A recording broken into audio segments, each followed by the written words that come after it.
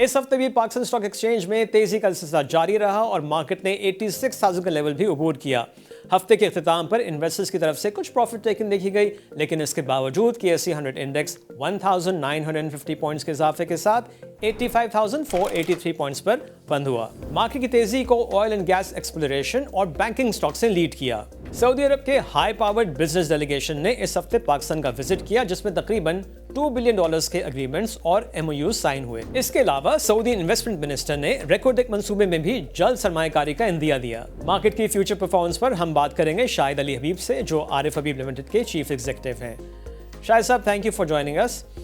ये बताइए कि stock market record high level पर ट्रेड कर रही है, आपके ख्याल में मार्केट में मजीद तेजी हो सकती है? देखें शुजा, जो इकोनॉमिक साइड पे बहुत ज़्यादा पॉजिटिविटी हो रही है और जो इन्फ्लेशन के नंबर्स हैं वो बड़े अच्छे आ रहे हैं, बेटर देन एक्सपेक्टेशंस आ रहे हैं। जैसे आपने सितंबर का इन्फ्लेशन का नंबर देखा 6.9%, most of the analysts were expecting 7.5, 7.5, but it came out 6.9। आगे के महीने में अक्टूबर के महीने में भी हम एक्सपेक्ट कर रहे हैं 6.5 के करीब होगी। नवंबर के महीने में we are expecting even lower, around 4.5 to 4.75। So जिस तरीके के नंबर्स आगे इन्फ्लेशन के आ रहे हैं और जो सेकेंडरी मार्केट यील्ड्स हैं और जो टी-बिल ऑक्शंस हो रहे हैं, उससे जो हमें आइडिया मिल रहा है वो बहुत ही पॉजिटिव आइडिया मिल रहा है कि इस वक्त रियल इंटरेस्ट रेट जो है वो तकरीबन 10% पे हो गया है और स्टेट बैंक के पास बहुत ज़्यादा रूम है इसको नीचे लाने का। तो सबसे ज़्यादा जो है वो इंटरेस्ट रेट की ईज़ होने पे बहुत ज़्यादा मार्केट को रिएक्ट करना होगा और ये जो मल्टीपल पाकिस्तान की मार्केट का है ये जस्टिफाइड मल्टीपल नहीं है। ये 4.5 टाइम्स या 4.25 टाइम्स का जो मल्टीपल है फॉरवर्ड पे, वो बहुत ही कम मल्टीपल है और इस इंटरेस्ट रेट इन्वायरमेंट में जो हमें फॉरवर्ड लुकिंग लग रहा है, इसमें हमें लगता है कि मल्टीपल री रेट होने के बहुत ज़्यादा चांसेस हैं। तो आपने जो मार्केट के मल्टीपल की बात की, तो मार्केट का मल्टीपल कहाँ तक री रेट हो सकता है? अगर आप 20-25 साल का एवरेज देखें तो हम जो है किसी ज़माने में एवरेज हमारा 8 टाइम्स मल्टीपल होता था और हमारा डिस्काउंट रेट जो है वो तकरीबन 10% से 11% का होता था।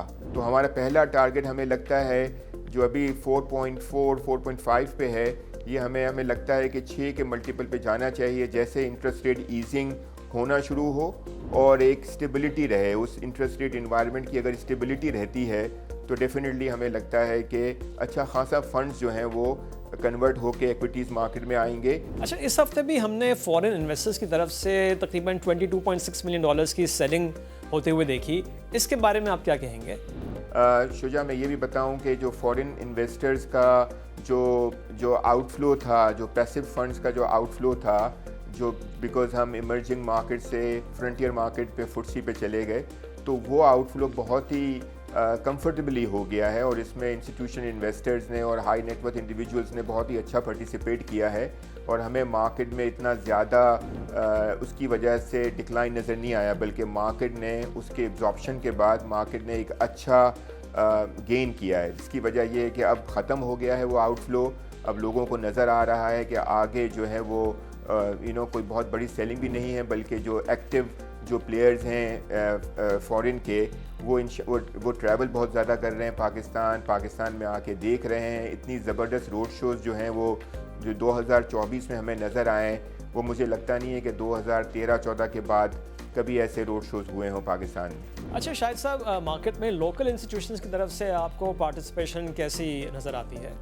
लोकल एसेट मैनेजमेंट कंपनीज़ के किसी ज़माने में 2016-17 में टोटल एसेट अंडर मैनेजमेंट जो था वो 600 बिलियन होता था और उसमें 250 बिलियन जो है वो एक्विटीज़ में होता था। लेकिन अब जो है एसेट मैनेजमेंट के फंड्स हैं वो 2.5 ट्रिलियन पे चले गए हैं। तो ये 600 बिलियन से 2.5 ट्रिलियन पे एसेट चले गए हैं, लेकिन अभी तक एक्विटीज़ में अभी तक इनके पास 250 बिलियन ही है। तो सिर्फ 10% का जो है वो जो है टोटल एसेट्स अंडर मैनेजमेंट का सिर्फ 10% एक्विटीज़ में है, जो कि पहले 45% तक हुआ करता था। तो अगर ये थोड़ा सा भी कन्वर्ट हो के एक्विटीज़ की तरफ आएगा तो पाकिस्तान में मुझे लगता नहीं है कि इतना फ्री फ्लोट है कि वो बग़ैर मार्केट की अप्रिसिएशन के मुमकिन है। तो मार्केट में मुझे लगता है कि एक नॉर्मल अप्रिसिएशन इसी से हो जाएगी कि थोड़े थोड़े कन्वर्जन होना शुरू होंगे और जो है अगर वो एक्विटीज़ में आना शुरू होंगे तो मार्केट में अप्रिसिएशन होना शुरू हो जाएगी। ठीक है शाहिद साहब, आपका बहुत शुक्रिया। और अब नज़र डालते हैं अगले हफ्ते के कुछ इंपॉर्टेंट इवेंट्स पे। ट्यूसडे को 15 तारीख है और हुकूमत पेट्रोलियम मसनूआत की नई कीमतों का ऐलान करेगी। बुध के रोज़ टी बिल्स का ऑक्शन होगा, थर्सडे को ट्रेड डेटा आएगा और जुमे को वीकली इन्फ्लेशन के नंबर्स आएंगे। और अब इस हफ्ते के टॉप 5 गेनर्स। इस हफ्ते पाकिस्तान टेलीकम्युनिकेशन की शेयर प्राइस में सबसे ज़्यादा इजाफा हुआ जो 31.4% रहा। PSO 17%, नेशनल बैंक की शेयर प्राइस में 14.5% का इजाफा हुआ, एटलस होंडा 13.3% और फैसल बैंक की शेयर प्राइस में इस हफ्ते 11.8% का इजाफा हुआ। और अब इस हफ्ते के टॉप 5 लूजर्स। इस हफ्ते सबसे ज़्यादा कमी हबको की शेयर प्राइस में हुई और ये 14.7% नीचे रहा। कोहिनूर स्पिनिंग 12.9%, लकी सीमेंट की शेयर प्राइस में 9.3% की कमी हुई, महमूद टेक्सटाइल 7.5% और यूसुफ वीविंग की शेयर प्राइस में 7.7% की कमी हुई। और ये था इस हफ्ते का stock watch. Until next week, खुदा हाफिज।